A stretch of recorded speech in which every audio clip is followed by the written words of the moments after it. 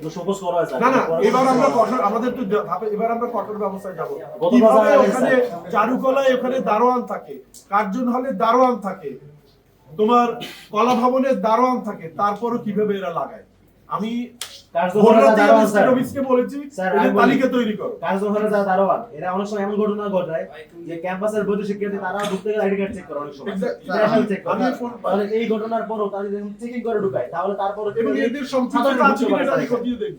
অবশ্যই আপনারা জানতে চাই স্যার যে এই যে পোস্টার লাগাইলো আপনি জানেন কিনা পোস্টারটা কখন লাগাইছে?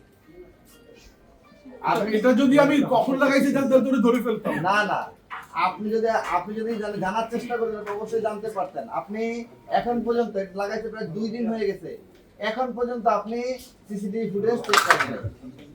সিসিটিভি ফুটেজ চেক করতেন না, গতকাল লাগানো, তার আগের দিন লাগাইছে, তার আগের দিন লাগাইছি। তার 2 দিন হয়েছে না, সিসিটিভি ফুটেজ তাহলে আপনি চেক করেন না এখন পর্যন্ত?